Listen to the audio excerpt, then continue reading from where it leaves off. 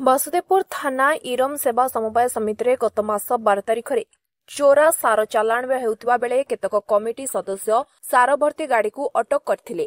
ପରେ ବାସୁଦେବପୁର ଥାନାକୁ ଖବର କରିଥିଲେ। ଖବର ପାଇ ବାସୁଦେବପୁର ପୁଲିସ ଘଟଣାସ୍ଥଳରେ ପହଞ୍ଚି ଉକ୍ତ ସାର ବୋଝେଇ ଗାଡ଼ିକୁ ଜବତ କରି ବାସୁଦେବପୁର ଥାନାକୁ ନେଇ ଆସିଥିଲେ। ଏ ଘଟଣାକୁ ନେଇ କେତେକ ଚାଷୀଙ୍କ ସମେତ କମିଟି ସଦସ୍ୟ ସମ୍ପାଦକଙ୍କ ନାଁରେ ଥାନାରେ ଲିଖିତ ଅଭିଯୋଗ କରିଥିଲେ। ଉକ୍ତ ଘଟଣାକୁ ନେଇ ଜିଲ୍ଲାପାଳ ସ୍ଥାନୀୟ ତହସିଲଦାରଙ୍କ ସମେତ ଥାନାଧିକାରିଣୀ ଓ କୃଷି ଅଧିକାରୀଙ୍କୁ ତଦନ୍ତ ଭାର ଦେଇଥିଲେ। ତହସିଲଦାରଙ୍କ ତଦନ୍ତ ମୂଳେ ସମ୍ପାଦକ ରଶ୍ମି ରଞ୍ଜନ କବାଟଙ୍କୁ ଜିଲ୍ଲାପାଳ କାର୍ଯ୍ୟରୁ ନିଲମ୍ବିତ କରାଯାଇଥିଲା। ହେଲେ ଏଯାଏଁ କାହିଁକି ପୋଲିସ ଗିରଫ କରିନାହିଁ? ସମ୍ପାଦକ ନିଲମ୍ବନ ହେବା ପରେ ସେବା ସମବାୟ ସମିତିରେ କିପରି ପୂର୍ବପରି କାର୍ଯ୍ୟ କରୁଛନ୍ତି ବୋଲି ଚାଷୀମାନେ ପ୍ରଶ୍ନ କରିଛନ୍ତି। ସମ୍ପାଦକଙ୍କୁ ତୁରନ୍ତ ଗିରଫ ଦାବିରେ କମିଟିର ସଦସ୍ୟ ରଙ୍ଗନାଥ ପାଢ଼ୀ, ଗଙ୍ଗାଧର ଦାସଙ୍କ ସମେତ କେତେକ ଚାଷୀ ଆମରଣ ଅନଶନରେ ବସିଛନ୍ତି।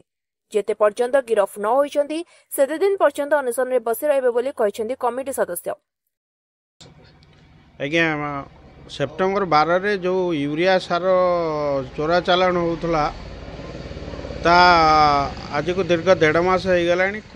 कलेक्टर निलंबन आदेश सत्वे से सेक्रेटरी सोसाइटी रे विभिन्न प्रकार पुणी कर्म कर चलते। वर्तमान भी प्रोग्राम मो पाखे अच्छी जे किसी बोर्ड को वर्तमान जो मैंने समर्थन करुले एमटी लोन देवा एमती प्रलोभन देखी कि ये रही केमी आश्चर्य हो।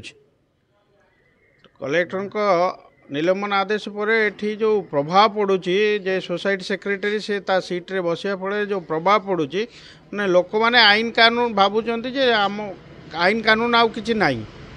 तेणु निश्चित भावुँ आज नुहे काली लोकों भितर सचेतनता आसो। लोक आईन कौन आ भूली जाए, लोक आ क्या मानवे। कारण जोटे गोटे सरकारी ना गोटे चाकरिया कलेक्टर आदेश मानु ना से साधारण लोक कहीं मानवे।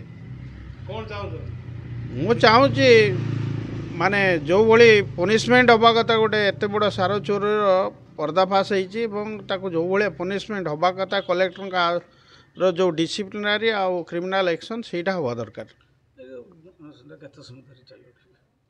मु आज्ञा समाधान जदि तार किसी न हो मोर मृत्यु पर्यंत मुझे अनशन बसबी।